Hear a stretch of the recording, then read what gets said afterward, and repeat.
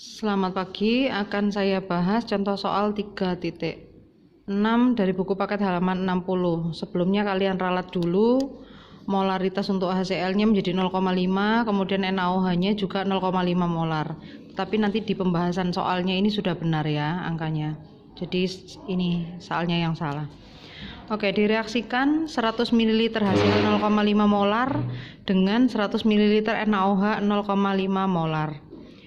Rumus nanti ya yang akan ditanyakan adalah perubahan kalor untuk reaksi tersebut. Dalam hal ini yang dimaksud dengan perubahan kalor adalah delta H ya. Sebelum ke delta H kita gunakan dulu rumus H atau kalornya ya, perubahan kalornya. H larutan rumusnya M kali C kali delta T, massa, kalor jenis, kemudian perubahan suhu. Karena di sini dibutuhkan massa larutan, sedangkan diketahui larutannya masing-masing masih dalam satuan volume, maka kita ubah dulu dari volume ke massa menggunakan rumus ini. Rho, massa jenis, Rho sama dengan M per V.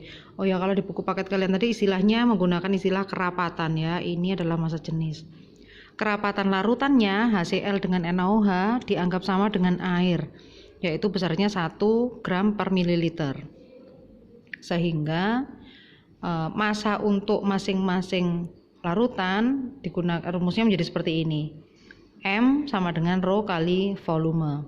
Kita masukkan Rho-nya, Rho larutan yang dianggap sama dengan air 1 gram per mililiter dikalikan dengan volume larutan 100 mililiter, maka coret-coret sama dengan 100 gram. Begitu juga dengan NaOH-nya. Maka massa larutannya yaitu massa NaOH dengan HCl ditambahkan menjadi 200 gram. Perubahan suhunya rumusnya T akhir dikurangi T awal, yaitu 25,86 dikurangi 22,5, 3,36 derajat Celcius. Tidak perlu diubah ke Kelvin. Kenapa? Karena kita mengacu ke satuan kalor jenisnya, yaitu ini 4,184 Joule per gram derajat Celcius, sehingga nanti suhunya, perubahan suhunya juga tidak perlu ke Kelvin. Setelah itu baru kita masukkan ke rumus yang ini tadi. H larutan sama dengan M kali C kecil kalor jenis kali delta T. 200 kali sekian hasilnya 2811,65 Joule ya. Supaya lebih singkat menulisnya, nah ini diganti menjadi kilojoule, berarti dibagi 1000 2,81 kilojoule. Nah berikutnya Q reaksi, kita tahu rumusnya Q reaksi itu sama dengan minus Q larutan, sehingga dari sini menjadi minus 2,81 kilojoule. Nah ternyata Q reaksinya minus 2,81 kilojoule. Ini masih satuan H. Yang ditanyakan perubahan kalor itu biasanya menggunakan delta H atau perubahan entalpinya, delta H-nya berapa. Delta H ini satuannya biasanya adalah, satuan yang digunakan adalah kilojoule per mol. Padahal di sini tadi yang kita ketemu masih satuan kilojoule. Artinya berapa kilojoule untuk setiap 1 mol gitu ya. Jadi kalau ada harga telur sekarang berapa? Oh 23.000 per kilo. Itu maksudnya apa? Berarti 23.000 untuk setiap per kilo, berarti 1 kilo. Nah ini juga begitu.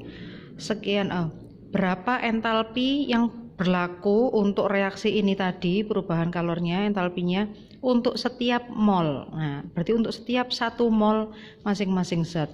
Sedangkan yang kita reaksikan tadi diketahui 100 ml dengan 0,5 molar ini apakah sudah 1 molar gitu ya.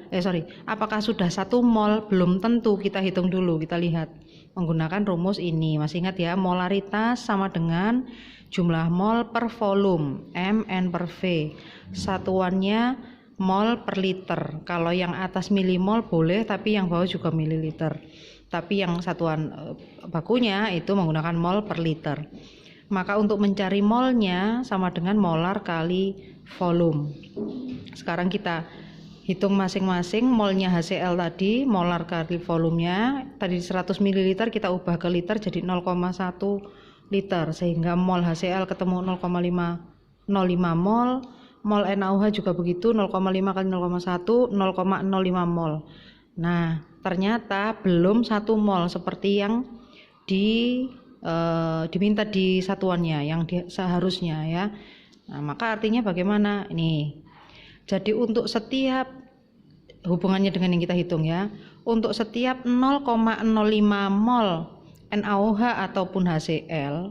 Nah, kenapa kok NaOH dan HCl? Ini kebetulan karena koefisiennya sama-sama 1. Dan yang kita pelajari pun juga yang masih yang koefisien 1, 1, 1 begini ya, kita masih belum belajar yang 2. Karena yang direaksikan tadi yang kita hitung dari atas sampai terakhir 2,81 ini ternyata hanya untuk 0,05 mol, padahal yang diminta adalah untuk setiap 1 mol. Nah, maka ini kalau saya tulis artinya untuk setiap 0,05 mol HCl atau NaOH perubahan entalpinya adalah sekian, minus 2,81. Berarti kalau untuk 1 mol berapa gitu ya, maka mencarinya delta H untuk setiap 1 mol dapat dari sini, minus 2,81 dibagi 0,05 ya, kurang, kali 1 mol sama dengan minus 56,2 kilojoule per mol. Sekarang satuannya menjadi kilojoule per mol. Jadi inilah jawabannya, perubahan kalor yang terjadi pada reaksi HCl dengan NaOH 100 ml 0,5 molar masing-masing, perubahan entalpinya adalah sebesar minus 56,2 kilojoule per mol. Artinya dari reaksi yang kita hitung ini tadi kita tahu bahwa reaksi ini adalah reaksi eksoterm. Seperti itu. Terima kasih.